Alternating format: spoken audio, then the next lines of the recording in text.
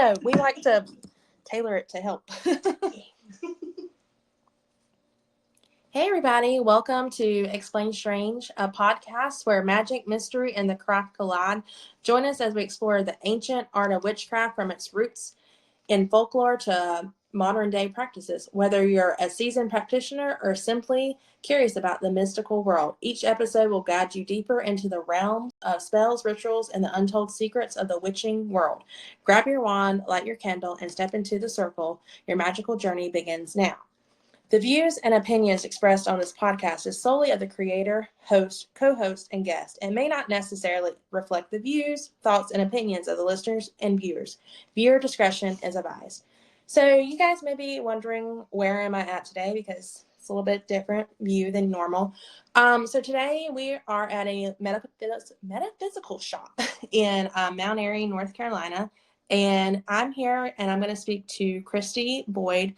She works here, but she also is a practicing witch.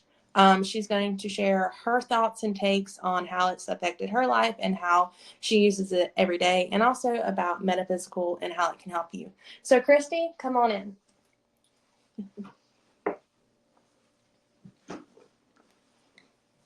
So, how are you? I'm good. Good. I'm good. So we're just going to start off with some of our questions. We're going to start out with witchcraft and talking about that, and then we'll move into the metaphysical stuff. Okay. So, of course, obviously, the very first question is, what drew you to witchcraft, and how did you start practicing in it? Well, actually, I guess it starts when I was little, and I used to watch shows like The Addams Family and The Munsters and things like that, and so they didn't do a whole lot of actual witchcraft per se, right? But there was some of the kind of paranormal stuff and things like that going on, and so as a little kid, I was like, "Ooh, that's cool stuff," right. And so then, as I got a little bit older, I grew up in a Presbyterian church. Okay. And, the things that they were saying, it just didn't feel right. Yeah. It didn't click. It never felt like home. And so when I was probably about, I don't know, 12 or 13, maybe around in there. Okay. I started, watching other TV shows and, seeing things about ghosts and talking to spirits and, things like that. And that piqued my interest. And then, of course, I started reading books. And so then I started, kind of at that point, I'll say dabbling a little bit. And I learned that witchcraft really is more about working on yourself than people really realize. Right. And so, it just kind of went on from there. Okay. All right. And so how do you define magic, and how do you incorporate it into your daily life? Okay, so first of all, let's take witchcraft. Okay. The words witchcraft. Okay, so witch is basically, back in the day, you take the root word of that, wit, which means know. Okay. Right? So that's knowledge. Right. And goes into like wise. Craft is a skill set. Sometimes containing magic, which is basically causing change to happen in conformity with the will. Okay. And that's kind of paraphrasing Crowley, I guess. Right. Really. Yeah. And so basically what you're doing with magic is, you have like different correspondences with things. Like, there's things to do with colors. There's things to do with, the elements and everything like that. And it all kind of comes together to, create change. If you believe. Yeah. And so you can do anything with intent. I mean, drinking a cup of coffee, Mhm. stirring it a certain way, Mhm. and, having in your head, something like, you know, may this day bring me good luck, or, whatever. Right. That's magic. Yeah. That's witchcraft. Mm-hmm. And also, like, okay, so You're fine. It's okay. It's a lot to explain. Yeah, because this is like opening a whole big can of worms. Right. But I mean, you can use it for you can use it to change things within yourself. You can use it as a way to bring more positivity in your life. Right. Self-love. I mean, Mm-hmm. just there's all kinds of things that you can do. Right. Okay. Now, since we're on that topic, before I move ahead, Okay. I know there are some people that I've heard that practice witchcraft that may not necessarily like Wicca as a whole or paganism. Why is that? Okay. And I've been told it's because it is a what is that, like, where, like, kind of like Christianity, it's a, like, they organized organized religion. yes, there And they have they have like rules. they have a structure, they have rules, they have everything. Okay, so I do have a little bit of history or experience, Mm-hmm. in Gardnerian witchcraft. So Gerald Gardner Mm-hmm. in the 50s brought witchcraft over here, or he brought Wicca. Right. See, even I do it. His form. Oh. Right. And so what that is, basically, he was supposedly, and this can be looked up, Mm-hmm. he was supposedly initiated from a lady named Dorothy Clutterbuck, and they referred to her as Old Dorothy. Mm-hmm. And it's kind of it's a modern take on there's some historical validity to it, Mm-hmm. but not a whole lot. Right. Like they incorporated a little bit of Italian strega in it as well. Um, if you read any of his books, or Janet and Stuart Farrer actually were students of his, and they wrote I don't know if you've ever heard of the Witch's Bible Complete. No. Okay. I don't know. I really don't know if that's even in print anymore. But that is, they explained more of what he did and everything. But Wicca in itself, I'm kind of rambling here, I'm sorry. Wicca in itself is a religion that incorporates witchcraft within it. Oh.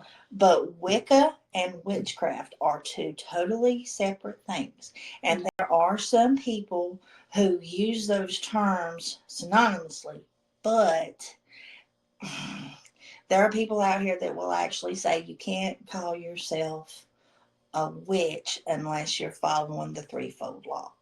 Mm-hmm. Okay, the threefold law is completely separate and incorporated within Wicca. Right. And one of the main reasons that I left practicing Wicca is because it was so structured and so ceremonial, and it just didn't.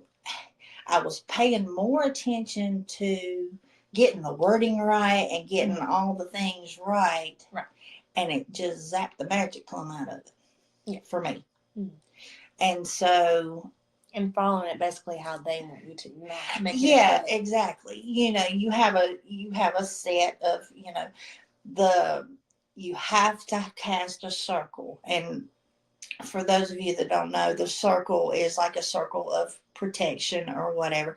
And I mean, a lot of witches, what they call solitary, and that's somebody who practices by themselves. Mm-hmm. A lot of them actually do a circle of protection. Mm-hmm.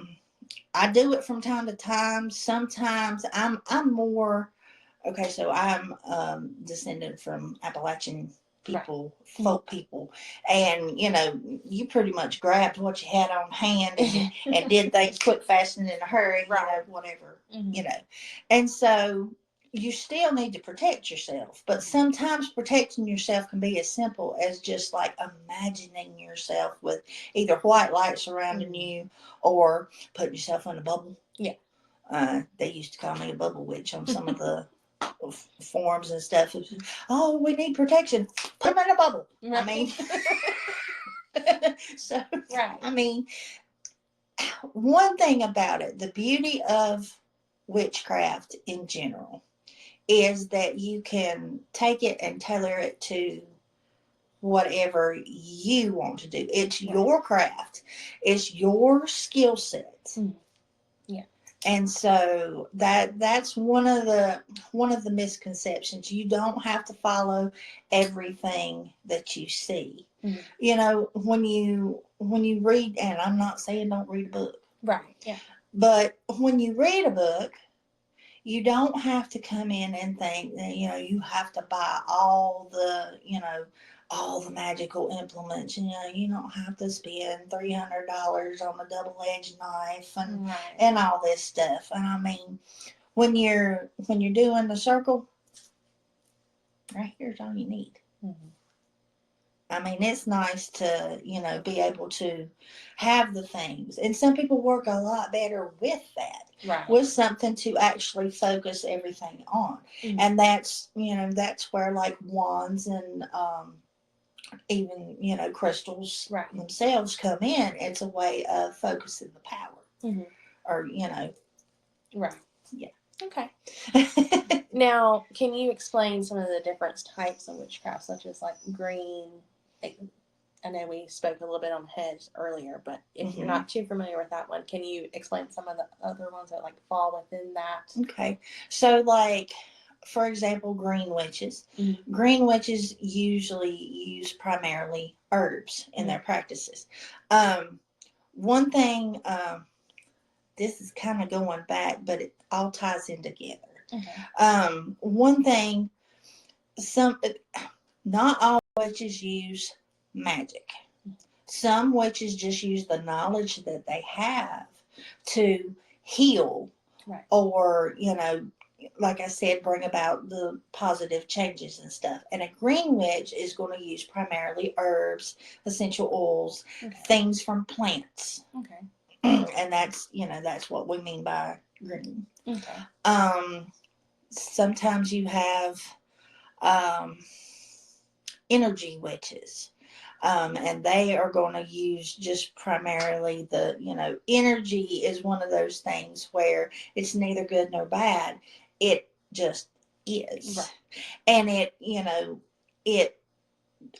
your intention is what drives it. Mm-hmm. Let's see, I'm trying to think. There are witches that work primarily with each of the elements. Okay. You have some that work with just grounding the earth. Right. Some that work with fire.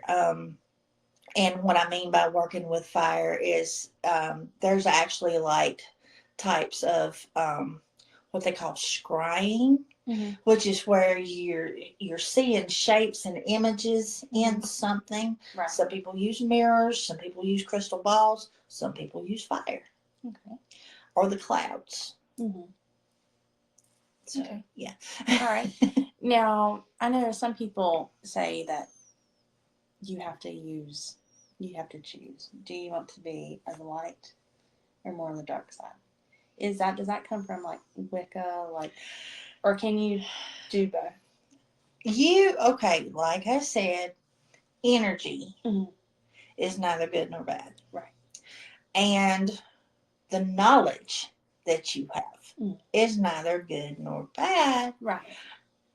It's all in the intention and how you use it. Mm-hmm. Okay, so you have people, and I'm not judging or anything, but you have people who are going to be, only positivity, only good, the threefold law, karma, and everything. Right. And then you have the people who basically are do no harm, but take no crap. Right. And there are bad things that happen for good reasons. Mm-hmm. And so, it just depends on which, you can choose, Mm-hmm. or you can do a little bit of both. Right. There's some people like to talk in terms of black, white, and gray. Mm-hmm. And for explanation, for Right. to explain it better, sometimes that's a better way of just using that. But the reality is, like I said, magic is neither good nor bad. Right. A doctor has all this knowledge, but they can either heal you, Right. or they can go rogue and they can kill you with Yeah. their knowledge. Absolutely. Yeah. So it's the same thing. Mm. And really, there's a balance. Right. There's a balance to everything. And you can't really, if you had only good and the scale went only one way, yeah, it's going to upset the balance. everything. Yeah. Right. So, Okay. I'm sorry, I Oh talked no, with my you're hands. fine. Now, I know I don't know if this necessarily applies to you, but do deities or spirits or ancient your ancestors play a role in your craft? Yes. A lot of people, and I do as well, work with especially the ancestors. Mm-hmm. I have my family spirits that I believe work with me, Mm-hmm. and help me out. And some people do deity work. Now, I have, over the years, sometimes I have and sometimes I haven't. Right. And so deity work is one of those things where, if you look at archetypes, Mm-hmm.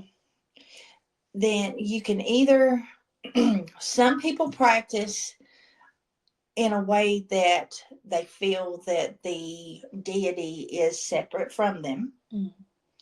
And then other people are using those archetypes within themselves, if Mm-hmm. that makes sense.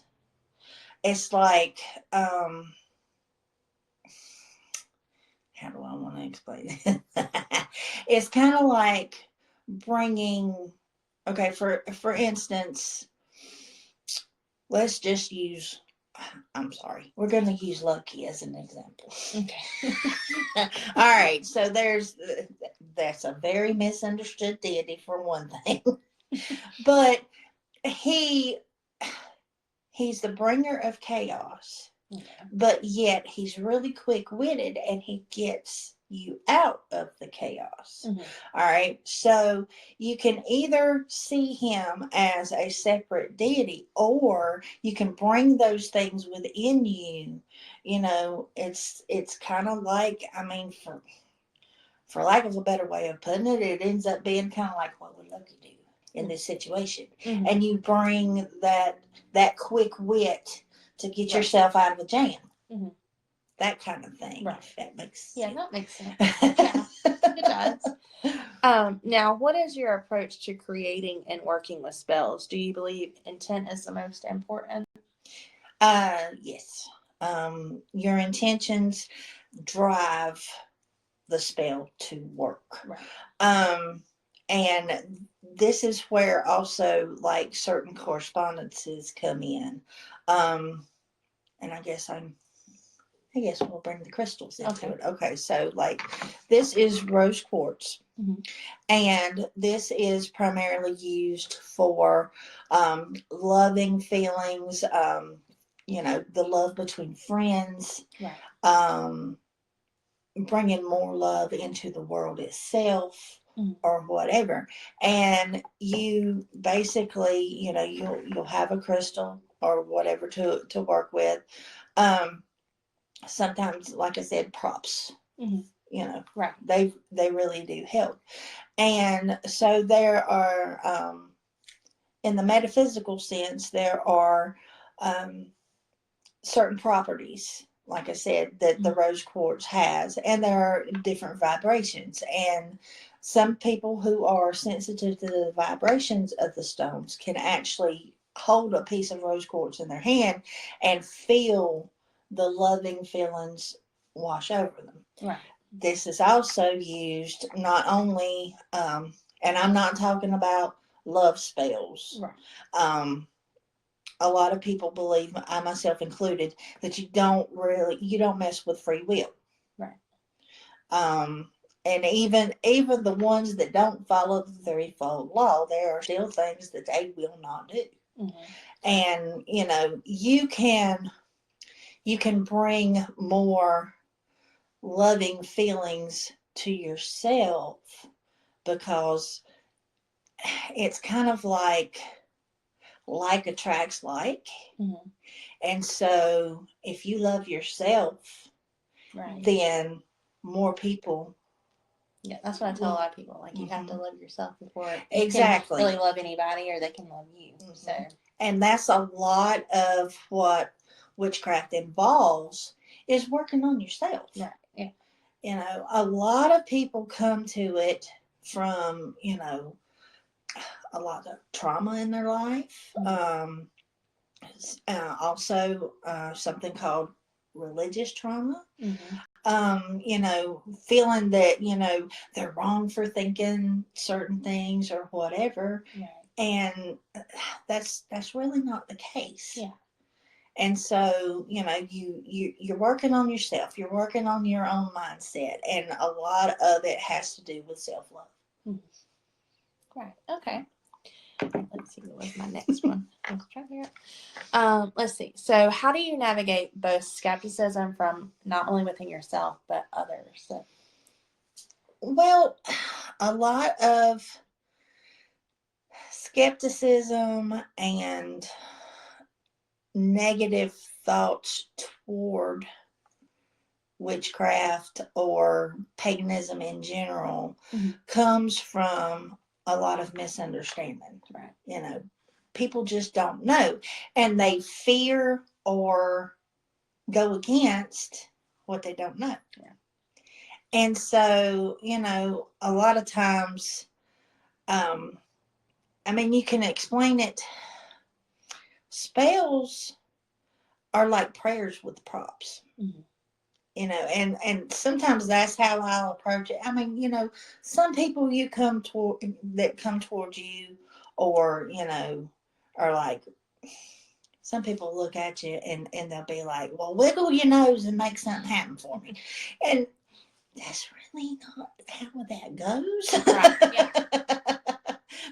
Like, sometimes my husband will be like, well, why don't you just do your thing and, make that. I'm like, you are watching too much TV. Right. You can't bewitch it over here. No. Unfortunately. But, some things you see are, kind of real.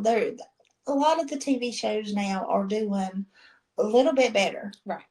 At representing witchcraft. Mm-hmm. Because it's not something to be scared of. Mm-hmm. Okay, so the word witch literally just means to know. Mm-hmm. And that's kind of, going back to that, is kind of how the whole Wicca and witch thing kind of got confused, because back in the day, it was like I can't remember, it was Wicca, Wicca, and Wicce was male and female witch. Right. And so that kind of, went on to kind of get confused and all lumped together, and that's where that comes from. But as far as, like I said, with the skeptics, I try to explain as much as I can. Right. But some people are just not going to hear it. Some people are like, not going to hear it. Everything, if you're not doing certain things in their view, right, then you're evil. Right. Absolutely. And so you choose your battles. Mm-hmm. Some people you just can't like fight with. You're not going Right. to change your mind. So it's just like, I'll Right. just not waste my breath. And I mean, being paganism itself, that term is a big umbrella that basically encompasses everything that is pre-Christian and not of Christian, um, Judaism, or, and some people don't like it when you put all of these together, but Right. Muslim is in there too. It's the Abrahamic religions. And if it's not of that, then it's considered pagan. Right. Like a lot of the holidays come from pagan. Yes, ma'am. But a lot of people they don't want to hear that. So. Right. That's another story for another day. Yeah. So, what are some common misconceptions about witchcraft that you would like to clear up? Okay, so and we've covered a few of them. Right. But one of the biggest things is we do not work with the devil. We don't know him. I mean, okay, so with my past and being raised as, Presbyterian, of course, I know of him, but I do not work with the devil. Right. And witchcraft, like I said, it is a very positive thing. When used for positivity. Right. There are some who will, there are some witches who do what they call baneful magic. And again, like I said, sometimes baneful magic is for a good reason. Right. To stop a criminal, to to keep somebody from hurting themselves and other people. Right. But that is not, I myself do not go as far as causing harm even on somebody who has done something to me or my family. I don't wish death on anybody. Right. And that's also, that's a common misconception too, is that all witches are just, bad people. We're sitting back here and we're, causing people to unalive. Yeah. and things like that. And it's just not true. Also, there was another where I was going with that. Go ahead and ask me another question just in case. Okay. I'll get back to another it. question that I have that was asked was, so people that do practice like Satanism, so to say, like, are they doing spells, or is that something like completely different? Okay, so a lot of Satanists today are following a man named Anton LaVey. Right. And it's philosophical Satanism as opposed to actually worshiping the devil. And I mean, I'm sure there are some out there that actually profess to worship Satan. But in LaVeyan Satanism, it's more like the number one holiday is your birthday. It's all about that's the what I was going to say. Like, I kind of read it was more like worshiping yourself. Yes. So to say. Yes. Yeah. Yeah. Yeah. Okay. Yeah. That's my take on it. Now, I did, I briefly read some of the Satanic Bible when I was younger, and that's really what it is. It's a philosophy more than an actual. And I mean, there are Satanic witches, but they're more that I'm not sure exactly what their spells include. Right. But if it follows what I read, then they're more, personal gain type things and stuff like that. Right. Yeah. And again, not like trying to get people to unalive themselves. No, like no, yeah, no. More to help them. Yeah. Okay. Helping yourself and being, kind of being selfish. Right. That's more Mm-hmm. And, correct me if I'm wrong. Right. But that was my take on some of it. And I mean, they do practice some magic, but I'm not sure exactly what all kind of magic they Right. perform. But a lot of times when you when you hear people in the news and they were claiming, oh well, I did it because the devil made me do it or whatever. Mm-hmm. I I don't think that's the Satanism that we're talking about. Right. Right. So, Okay. Now, how do the cycles of the moon and the turning of like the wheel of the year affect your craft? Do you use anything with that, or? like with the full moon, mainly in my practice, I use the full moon to charge like my crystals Mm-hmm. and things like that. And there are witches that more use the cycles of the moon, like um, the waning moon is used to um, get rid of things that don't serve you or whatever. The waxing moon, um, when it's growing to fullness, is you're using that to grow. Like you have an intention, you set an intention, and then let's say for abundance, Mm-hmm. or for more good luck, or whatever. And as the moon grows, Mm-hmm. then your intention and your Right. whatever you set your intention for also grows. Mm-hmm. If that makes sense. Yeah. And I keep going out of the Oh, you're fine. Now, like, do you do like the moon water, or is that more like not your thing? Now I have made moon water. Mm-hmm. I've charged, like I said, I've set out and made moon water. Mm-hmm. I charge my crystals, um, and I use the moon more that way than actually do. Some people perform rituals Mm-hmm. during the moon, Right. and I don't personally, Mm-hmm. but a lot Right. do. Okay.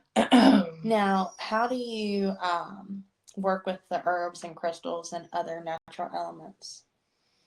Okay, so a lot of what I do with the herbs Mm-hmm. would be okay. So like like I was saying earlier, correspondences. Mm-hmm. So some herbs are for certain certain manifesting certain things. Right. Words aren't wording. Mm-hmm. Sorry. Yeah.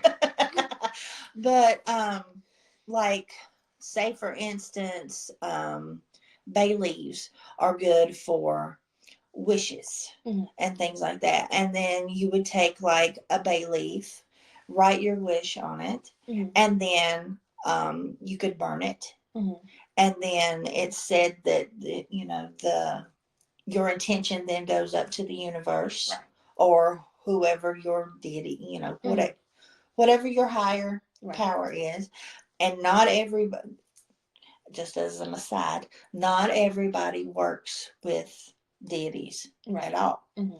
Um, as I was saying, witchcraft is you take what feels right and you leave what doesn't, Mm-hmm.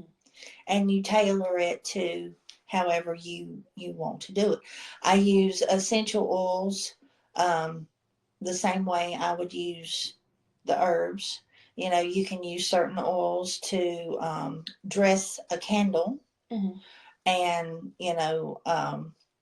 there are certain way. Everything has symbolism to it. Right. And so, like, let's say you're wanting to bring more abundance into your life, abundance and luck. You'd use a green candle. Mm-hmm. That's the color. And then you would dress it like with cinnamon, or um, there's actually blends that people make, money drawing oil, Right. or whatever. And then also your actions when you're holding the candle, you dress it towards you. You know, you put the oil on it towards you. You put the herbs on it towards you because you're trying to bring it to you. Same way, like with protection, you're going to go away. You want the negativity to go away. Right. Everything is symbolic. So, Okay. yeah. Yeah. If that answers your question without rambling. Oh yeah, I've done like the bay leaves, and then I've also got some names in my freezer. You know, freezing spells. Well, there's that. Yeah. Yep. So yeah. And I mean, to me, that is, some people would see that as a negative thing. Right. You've not really, this is just my opinion, but you've not really messed with their free will. Right. It's a gray area. But you know, it's not like you haven't dominated them. Right. You haven't, you know, in my way, you really haven't stopped them from being them. It's just that you've stopped that negativity from entering your life. Right.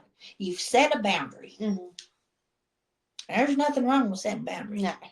Sometimes you have to do that. Yes. So, sometimes you have to do that for your protecting your peace is more important. Right. In my opinion. Right. So what role do ethics and responsibility play in your practice? Well, I am responsible for what I do, and nobody else. Right. I don't blame it on you. You don't blame it on the deity. You don't. I take full responsibility for my actions. Right. And it's kind of like, it's kind of like the scales. You have all the, oh my gosh. Oh, just a second. Okay. I'm sorry about You're that. I should have. I didn't even think about it. Excuse me. Oh. Sometimes these phones are smarter than I am. Oh, yeah, I know, right? You think you done something, and then there it goes blaring at you. There we go. That should have quieted it down. It was a spam caller. Gotta love those. Okay, where were we? Talking about ethics and responsibility. Okay, and therein goes, like the threefold law and everything. Okay, so all magic comes with a price, and it's basically, every action has an equal and opposite reaction. Right. And I mean that's true. But there's no way to measure it. And so, but we are all responsible for what we do, right, and what we cause. I mean, right. It's kind of escaping me how to really explain that. The words aren't. Yeah, kind of like basically know whatever you do, there's an action cost that may come back. There's a consequence to every action. And, and that can just be like with everyday normal life, not just. Oh, yeah. Yeah, I mean, and that's true for everything. If I get mad and I kick a table, my toes probably gonna hurt. Right. I mean, yeah. It's just, each person is responsible for how far they're willing to go. And they need to be able to take what's going to come back. The consequence of that action. Right. Yeah. So how do you view the intersection of witchcraft and feminism?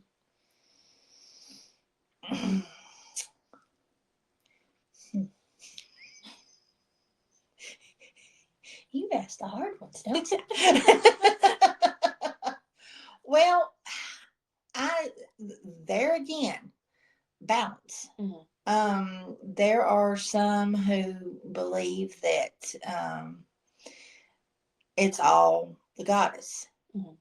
Well, if it doesn't work for people to say that you can't be a single dad, how can you be, Right. a single mom? Mm-hmm. And I don't mean that I mean that in the purely magical sense. Right.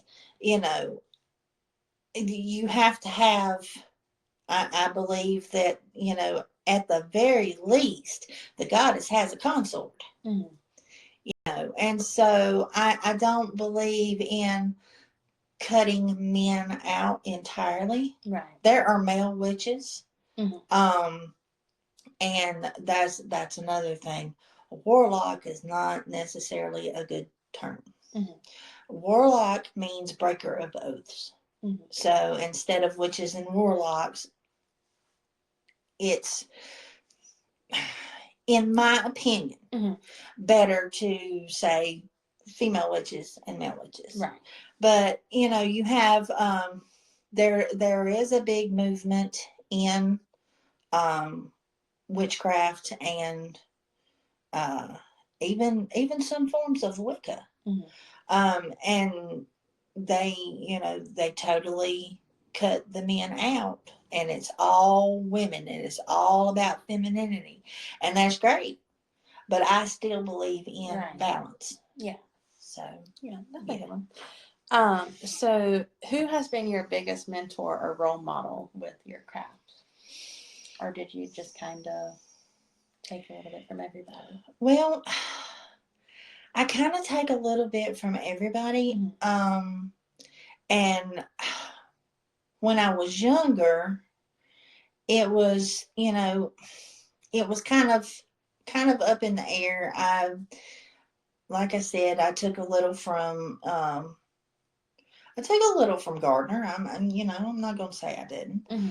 Um, and I read people like Doreen Valente. Mm-hmm. Um, what was her name? Vivian Crowley. And they were in with the whole Gardnerian Wicca thing. But then as I got older and learned some things about my family, my cousin is my biggest my biggest influence and helper now. Um, but I just over the years I've just taken a little bit from everything that I've read, really. Okay. Yeah. Now let's see. Let's go ahead and start into like the metaphysical stuff. Mm-hmm. So what does the term metaphysical mean to you, and how does it shape like your view on things? Okay, so for me, metaphysics is like the energies and vibrations of things, and like we were saying with the crystals, like with the rose quartz, the metaphysical properties of the rose quartz are like the loving feelings and the soft vibrations that come off of it. And then there are each crystal has its different properties and stuff. Right. And it's really for me, metaphysics encompasses the whole, from intentions, and it's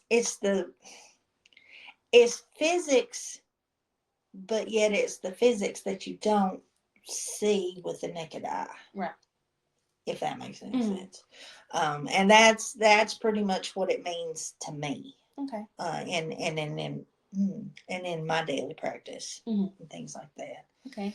So how did you begin working here at Cosmic Wander? Okay, so you want the actual literal story?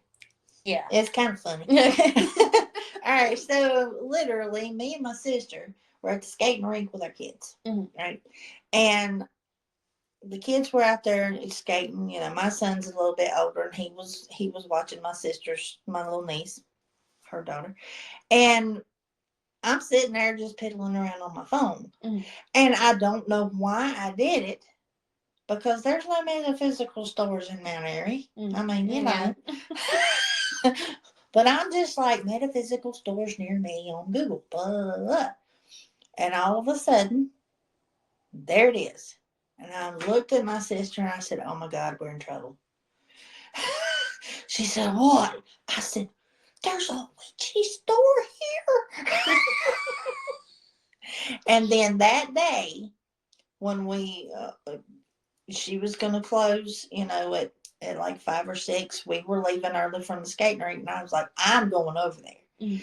And I did, and that's when I met Mary, the owner of the shop. Mm. And I can tell you, I can't even tell you the first thing I bought from this shop, and it was a Labradorite pendulum. Okay. And she and I struck up a conversation, and then I started being a frequent customer. Mm-hmm. And then, one day I decided that, I was like, well, you know what? I'm just going to go up there and apply and just Mm-hmm. see.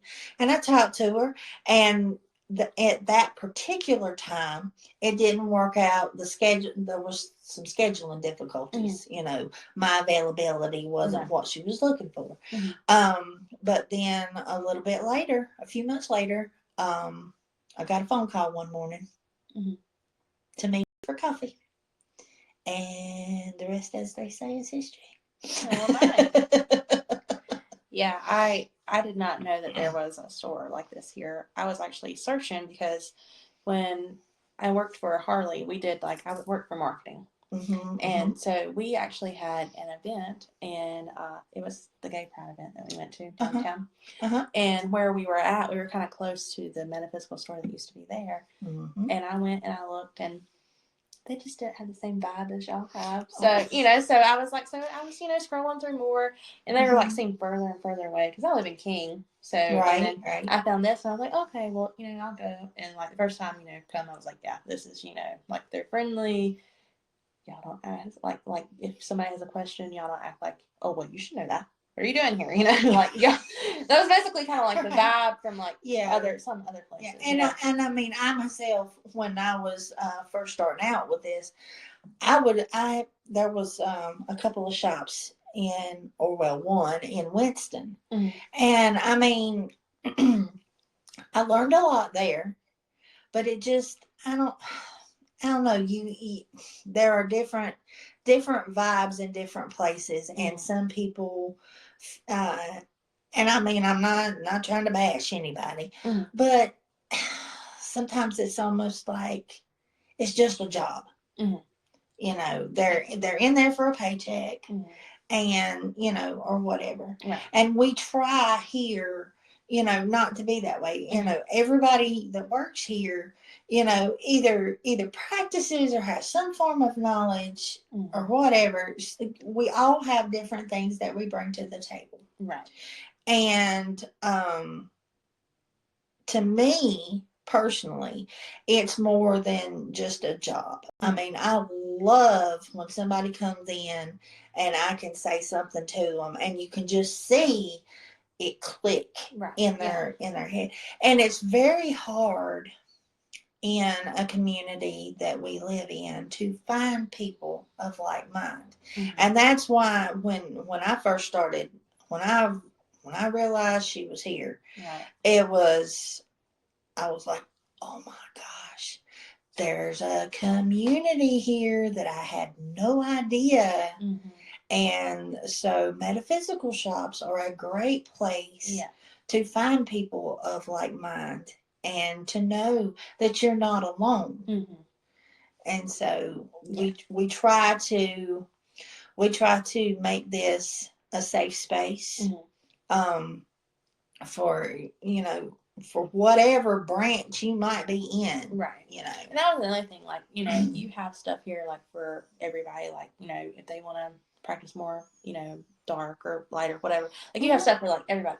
But one of them in Winston that I went to, mainly it was just stuff like dark. I mean, Oh, goodness. so yeah, and so I was just like, yeah, no, this, this ain't really particularly for me. So, Right. but so, but yeah, like you said, you can just walk into some places and feel the vibe is either for you or not for you.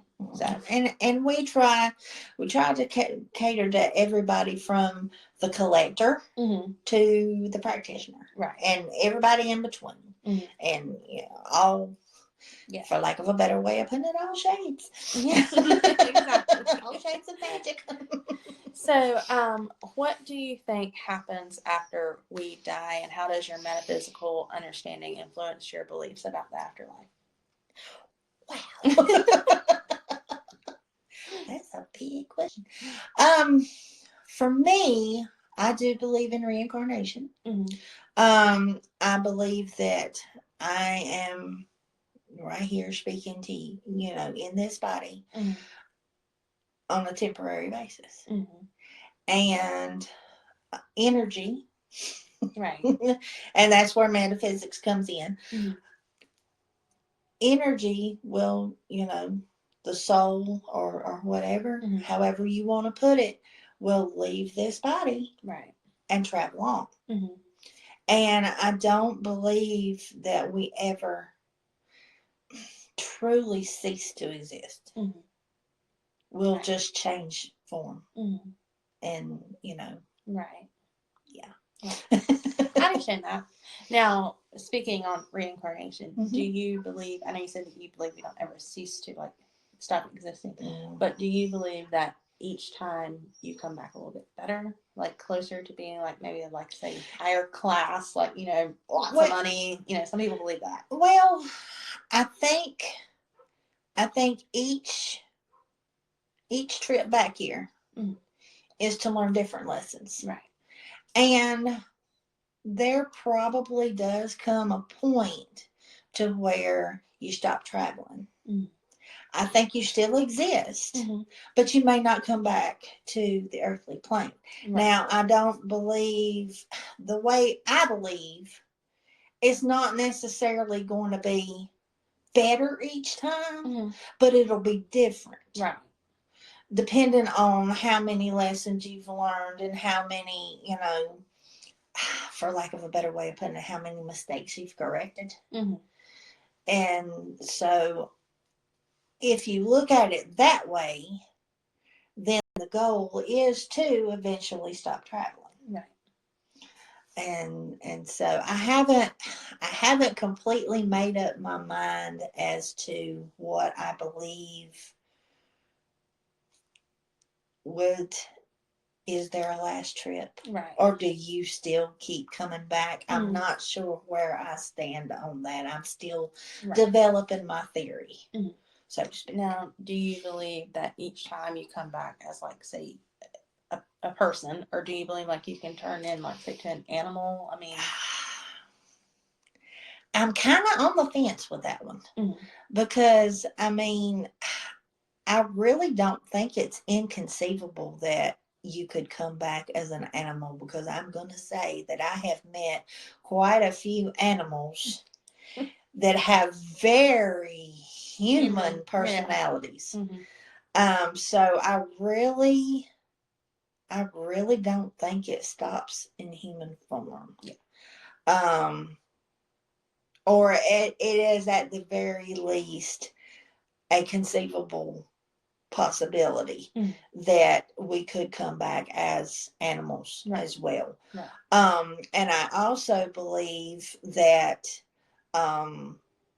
sometimes we're male, sometimes we're female. Right. I don't believe that it just stops, all goes one way or the other. Yeah. Because you'll have some people that are like, for example, with me, I have always been into like cars and things that were at least at one time seen as predominantly male things. I was growing up, I was one of the biggest tomboys you would ever see. Right. And I've got to think that might have a past life might have an influence on that. Yeah. Yeah. Yeah. So. Okay. Let's see my next one.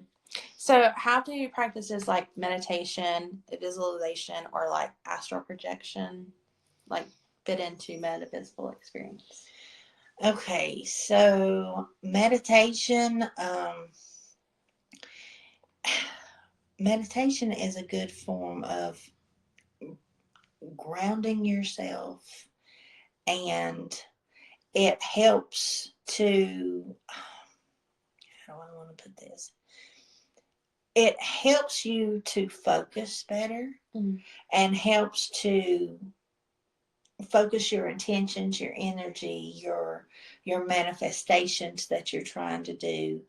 And the thing about manifestation, since I said that, is you have to, some people think that you can almost like make a wish and it'll be granted. You have to put yourself in the position to receive what you are trying to bring into your life. Like, you can't just say, "Oh, I wish for," or I'm, do a spell, or try to manifest a job, but yet you don't go out and put applications in. Like, it's not just going to fall in your lap. Right. It's not going to fall in your lap. The universe, for lack of a better way of putting it, God helps those who help themselves. And that is true across the board. You can't you're not going to pull it out of thin air. I don't care how much, just a little bit of effort. I don't care how magical you are. It's not right. That doesn't happen. No. But some people may think it does. Yes, it does, and I'm here to tell you from personal experience, it doesn't quite work that way. Not for me, anyway. It might be nice if it did, but unfortunately. And I mean, sometimes the pieces do fall into place. Right. And, I don't believe in coincidences. Everything happens for a reason. Right. And that's also where, the metaphysical stuff comes in, because, certain chain reactions put you in a position to do something. Right. Somebody walking into the shop, well, there's a reason they came here. And there's a reason that I myself, or Mary, or any of us were put in their path. Right. And it all has a reason, and it's all a big chain reaction. Right. Right. Now, astral projection, is that something that you okay, so that is a weird, well, not weird, but I mean, for me, okay, so I don't have a whole lot of experience in it per se, but there have been some things that have happened to me that another person has said, well, that's a form of astral projection. Like, there have been times when I would be sitting, like, in my chair at home, doing something, and all of a sudden it'll trigger a memory, but it feels so much more than I'm actually remembering it. It feels like I am simultaneously, and that is a form of astral projection called bilocation.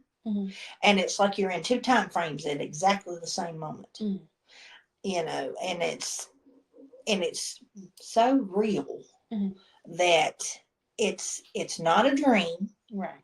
And it's not just a memory.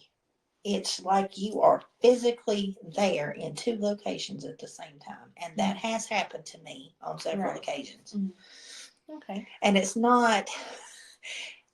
something, it's kind of like in your superhero movies, they start to realize they have powers, but they don't know how to use them, and they can't really do it at will. It just happens until they actually can develop it and pull the reins in, so to speak, Mm-hmm. rein it in. Right. And it's kind of like that, or any type of like spirit communication and things Mm-hmm. like that. It's not something that in the beginning, or at least it's been in my experience, it's not something that you necessarily can do Mm-hmm. at will. Right. In the beginning. Mm-hmm. But you learn Mm-hmm. to be able to do that. Yeah. No, like I have some abilities. Now I know, like I've had dreams where like I will see myself like asleep on the couch or something, but then I'll see myself doing stuff, but I'm still there on the couch. But it's in my dreams. So I guess that's kind of like a form of it. I don't know what. Well, that's kind of that kind of goes into what they call out of body experience, OBE. Yeah. Kind of. Yeah. And do you know that you're dreaming when you do that? I'm pretty sure I'm dreaming because I remember like one time I was laying down taking a nap. Control your actions. I didn't mean to cut you off. Like in my dream, like control my actions. Yeah, like so, like in the one dream I had, like I knew I was asleep because I was sleeping on the couch. Like I actually remember laying down to go to sleep on the couch, and in my dream I was asleep, but then I was walking around doing stuff in the house. Like I saw myself doing stuff, right. And I actually had clothes in the laundry, like doing clothes, and that was one of the things that I went to do. And then I woke up and I was like, did I do those clothes? And then I hadn't done those clothes, but I thought, I had done some clothes because I had, but, I really hadn't. So it was weird. Well, that almost sounds like a mix between an out-of-body experience sure what I'm doing. and lucid dreaming, all kind of. Yeah, I'm not really sure what I'm doing in there. Yeah. I think you had a couple different things going on there. Yeah. So. But I've had things similar. And then I've had dreams so vivid that it was like I literally woke up in a sheer panic because of something that had happened in that dream, and it was so real, right? That it just, or like having dreams and like maybe like you're dreaming about somebody, but like they're like passed away or whatever, but you wake up and it was like it was so real, and then you're kind of like sad because it's like, oh well, that didn't really happen. Like you're happy, but it's like, man, I wish that could happen though. You know what I mean? That was a visit, I believe. Yeah.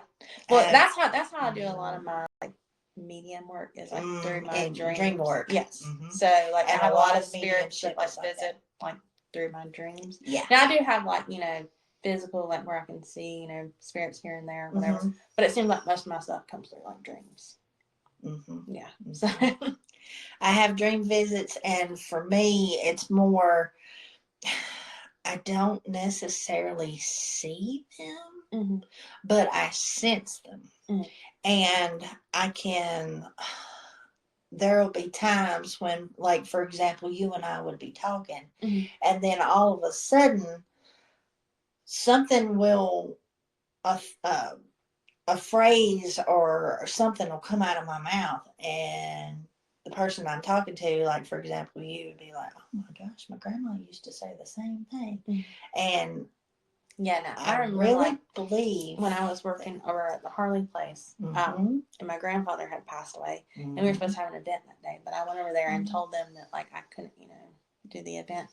And then my boss, as soon as he walked up to me, he said, "Hey, baby, what you doing?" And that's exactly like what my grandpa would say. He would always say like, "Hey, baby," And so it was like, and I was like, like I can't do this. Oh my God, Grandpa made him say that. Yeah. So but yeah, I mean, yeah, that stuff really happens, and it happens a lot more than we think. Yeah. And that's another thing. The spirits are around us. I fully believe that. Yeah. And that is something, that's another thing that scares people. Yeah. Because it's like everybody gets it in their head, oh, ghosts, ghosts are bad, blah, blah, blah, blah. Yeah. And a lot of times, a lot of the things that we, you can some people can go into a room and all of a sudden they smell cigar smoke or, Yeah. pipe tobacco, and it's like, oh, my great grandpa used to smoke a pipe or whatever. Well, Mhm. I fully believe Yeah. that grandpa has come through Mm-hmm. your space Yeah. and is visiting. Yeah. So, yeah. Yeah. So, is there any misconceptions about metaphysical stuff that you would like to clear up?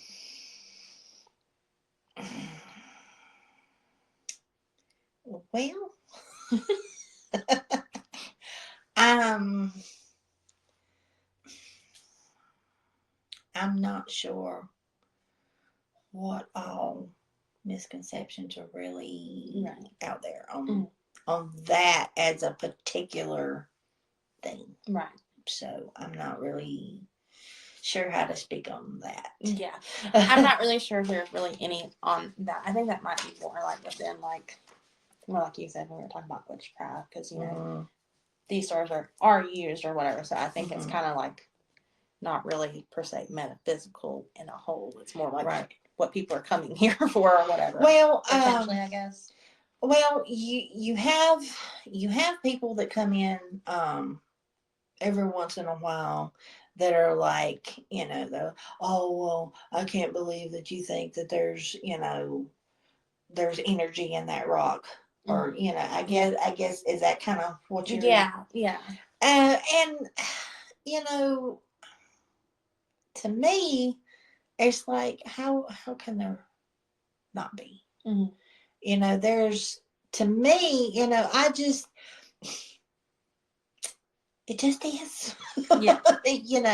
And it's like, for me, I don't, it's like you know something, or you believe in something so much, and then it's like, well, and you try to talk to them about, the whole thing, like we were talking about how energy, takes different forms, and things like that. And I'm kind of rambling.